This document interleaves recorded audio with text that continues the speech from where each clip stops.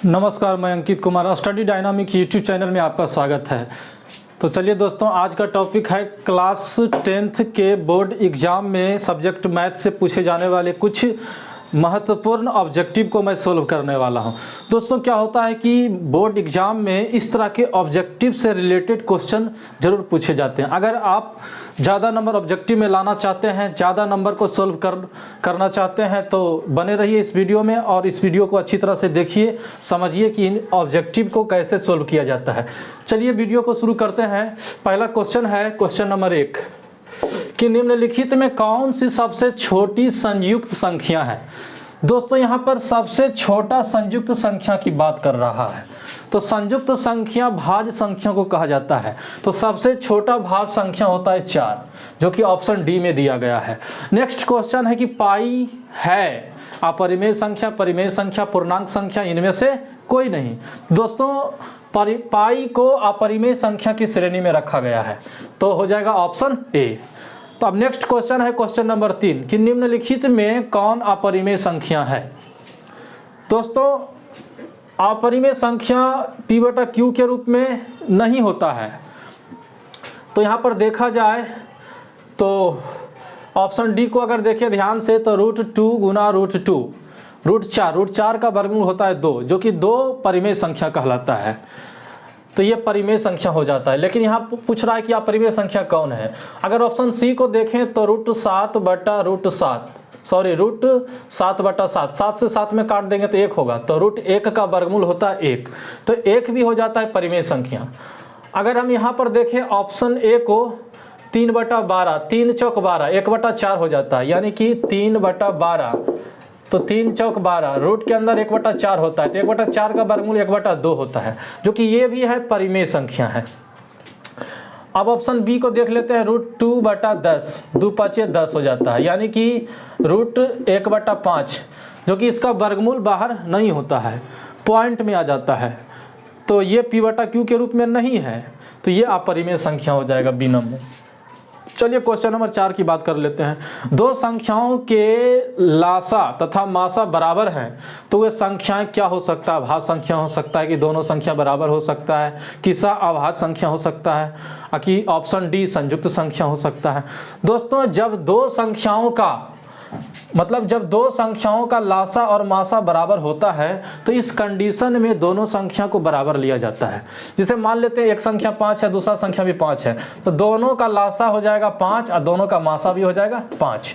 या कोई अदर संख्या ले सकते हैं, जैसे 10 ले लेते हैं, दोनों संख्या, पहला संख्या भी 10 और दूसरा संख्या भी 10, तो इस 10 और 10 का लघुत्तम समवर्तक निकालेंगे तो 10 निकलेगा, और 10 का मासा निकालेंगे तो भी 10 निकलेगा। तो ऐसा देखा जाता है कि जब दो बराबर संख्या लेते हैं तो उसका लासा और मासा हमेशा बराबर होता है, तो इस कंडीशन में आंसर हो जाएगा बराबर। अब क्वेश्चन नंबर 5 की बात करते हैं। तो क्वेश्चन नंबर 5 में दिया है कि 0.29 के ऊपर पुनरावृत्त है, तो इतना बराबर क्या होगा। परिमेय संख्या में आंसर मांग रहा है। तो दोस्तों, इसको बता देते हैं कि 0.29 के ऊपर पुनरावृत्त है, तो इसको कैसे परिमेय संख्या बनाया जाता है। सबसे पहले बटा का निशान देंगे। अब ये देखेंगे कि कितने अंक पर पुनरावृत्त है। 2 अंक पर पुनरावृत्त है तो 2 को 9 नीचे दे दिया जाता है और बाकी जो संख्या है उसको लिख दिया जाता है। अगर 1 अंक पर पुनरावृत्त होता तो 1 9 पड़ता, तो यहाँ पर 2 अंक पर पुनरावृत्त है तो 2 को 9 पड़ गया, बाकी जो ऊपर रह गया 29, तो यानी कि 29/99 हो जाएगा इसका आंसर। तो 29/99 जो कि ऑप्शन डी में है। नेक्स्ट क्वेश्चन की बात कर लेते हैं। Question number 6 1 minus sine square 60 degree का मान क्या होगा। Question number 6 1 minus sine square 60 degree का वैल्यू क्या होगा। 1 माइनस साइन 60 डिग्री का मान होता है √3/2, और यहाँ स्क्वायर है तो स्क्वायर देंगे, तो 1 माइनस √3 का स्क्वायर तो 3, 2 का स्क्वायर 4, भिन्न का घटाव कर देंगे, एलसीएम 4 लेंगे तो 4 - 3 हो जाएगा, यानी कि 1/4 इसका आंसर होगा, जो कि ऑप्शन सी में दिया गया है 1/4। अब नेक्स्ट क्वेश्चन की बात करते हैं। निम्नलिखित में किसका दशमलव प्रसार शांत होगा। दोस्तों, इस तरह का एक या दो क्वेश्चन जरूर दिया जाता है, तो इसको समझ लीजिए आज कि दशमलव प्रसार शांत कैसे होता है। जिस भिन्न का हर का अभाज्य गुणनखंड 2 या 5 या 2 और 5 रहे, तो मान लेना कि उस भिन्न का दशमलव प्रसार शांत होगा। जैसे यहाँ पर 10 को 7/10 का हर है 10, तो 60/10 का हर है 10 है, तो 10 का अभाज्य गुणनखंड करेंगे तो 2 5 आता है। और इसका 21 है तो 21 का अभाज्य गुणनखंड करेंगे तो 3 × 7 आता है। और इसका 196 है तो 196 का अभाज्य गुणनखंड अगर करेंगे इस प्रकार 2 9 18 2 8 16 49 7 × 7 यानी कि 2 × 2 × 7 × 7 और उसका है 343। तो 343 का अगर अभाज्य गुणनखंड करेंगे तो यहाँ पर हो जाएगा 7 से लगा देते हैं 7 चौक 28 7 9 63 7 × 7 यानी कि 7 × 7 × 7। अब ये बताइए किसके अभाज्य गुणनखंड में 2 और 5 है या 2 या 5 है, वही शांत होगा यानी कि दशमलव प्रसार शांत होगा। तो 21 में तो 3 7 आ गया, ये तो हो नहीं सकता है। 196 में 2 तो है लेकिन 7 आ गया है तो ये भी नहीं हो सकता है। 343 में तो 7 है, ये भी नहीं हो सकता है। तो ये 10 हर वाला जो है उसका अभाज्य गुणनखंड 2 और 5 आया, तो इसका मतलब है कि ये दशमलव प्रसार का शांत होगा। तो ये ऑप्शन ए हो जाएगा सही। नेक्स्ट क्वेश्चन है कि निम्नलिखित में किसका दशमलव प्रसार अशांत है। तो इसी तरह से इसको भी हल कर सकते हैं।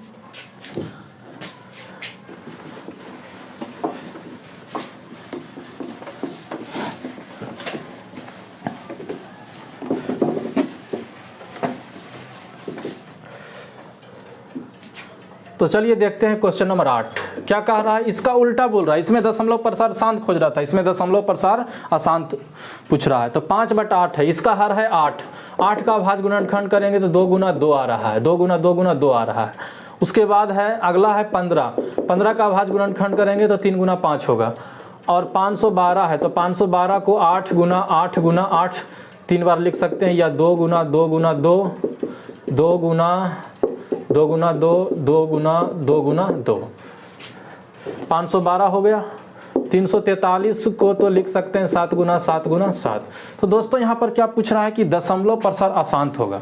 तो जिस भिन्न का हर का अभाज्य गुणनखंड 2 या 5 है तो वो शांत होता है। तो इसमें देखते हैं कि 2 है तो ये तो शांत हो जाएगा, ये तो आंसर नहीं होगा। 15 में देखते हैं कि 3 × 5 है यानी कि ये दशमलव प्रसार अशांत होगा, क्योंकि इसमें 5 है और 3 है। 5 जो कि होना चाहिए लेकिन 3 नहीं होना चाहिए, तो ये दशमलव प्रसार का हो जाता है अशांत। और 512 में देखें तो केवल 2 अभाज्य गुणनखंड है, ये तो शांत हो ही रहा था, ये आंसर नहीं होगा। और ये 7 × 7 × 7 ये दशमलव प्रसार हो जाता है, ये भी तो अशांत ही हो रहा है। लेकिन यहाँ पर देखा जाए ये तो 6/15 है, 6/15 को पहले ऊपर नीचे काट लिया जाता है, यानी कि 3 × 6 3 × 5 15। तो अब देखा जाए तो इसका हर 5 हो जाता है, जो कि 5 का अभाज्य गुणनखंड केवल 5 रहेगा, 5 × 1 रहेगा, या केवल 5 लिख सकते हैं। तो ये भी दशमलव प्रसार का शांत हो रहा था। लेकिन 343 का जो अभाज्य गुणनखंड है इसमें 7 आ रहा है, जो कि दशमलव प्रसार अशांत है। तो इसका आंसर हो जाएगा ऑप्शन डी। चलिए क्वेश्चन नंबर 9 की बात करते हैं। 400 के अभाज्य गुणनखंड में 5 का घातांक बताइए। तो सबसे पहले 400 का अभाज्य गुणनखंड कर लेंगे। 200 40 20 10 5 200 हो गया। और यहाँ पर हो जाता है 100 हो जाता है, यहाँ पर 50 हो जाता है, 25 हो जाता है। तो यहाँ पर 5 से लगा देंगे, 5 5 25। तो चलिए इसमें देखते हैं कि 5 का घातांक, तो 5 2 बार आया है, 5 × 5 यानी कि 5 का स्क्वायर करेंगे। ये जो पावर होता है यही घातांक होता है। तो इस यानी कि 400 का अभाज्य गुणनखंड में 5 का घातांक 2 है। तो आंसर यहाँ हो जाएगा ए नंबर। यदि 130 बराबर इतना तथा मासा इतना बराबर इतना है तो x/y का मान क्या होगा। तो देख लेते हैं क्वेश्चन नंबर 10 में। क्वेश्चन नंबर 10 में दिया है कि 130 बराबर 15 × 8 प्लस 10। दोस्तों ये भाज्य है और 15 को भाजक कहेंगे और 8 को भागफल कहेंगे और 10 जो है ये शेषफल हो गया।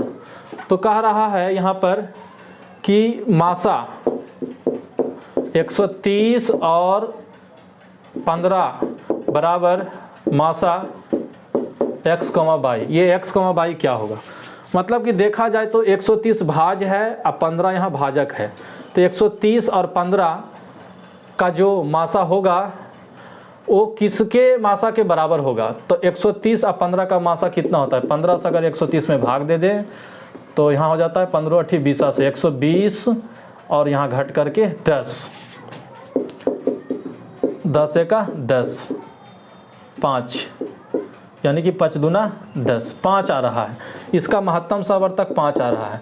तब बताइए कि इसमें कौन दो संख्या रखे ताकि उसका भी महत्तम समवर्तक 5 ही आए। तो इसी में से किसी को रखना है। तो यहाँ पर जो है मासा, अगर x के स्थान पर 15 लेते हैं और y के स्थान पर अगर 10 ले लेते हैं तो क्या होता है कि इसका महत्तम समवर्तक भी 5 आता है। अगर 10 से 15 में इस तरह से भाग देंगे तो इसका भी मासा 5 आएगा। तो यहाँ पर दोनों तरफ मासा बराबर आ गया। 130 15 का मासा 5 है और यहाँ पर 15 10 का भी मासा 5 है। तो यहाँ पर x के पोजीशन पर 15 होगा, y के पोजीशन पर 10 होगा। तो इस तरह से x, y बराबर हो जाएगा 15, 10, जो कि 15, 10 ऑप्शन ए में दिया गया है। तो दोस्तों कैसा लगा ये वीडियो कमेंट करके ज़रूर बताइएगा। अगर आप मेरे चैनल पर नए हैं तो प्लीज़ इस चैनल को सब्सक्राइब कर लें ताकि इसी तरह का लेटेस्ट वीडियो हम आप तक पहुंचाते रहें और आपकी तैयारी अच्छे से हो जाए।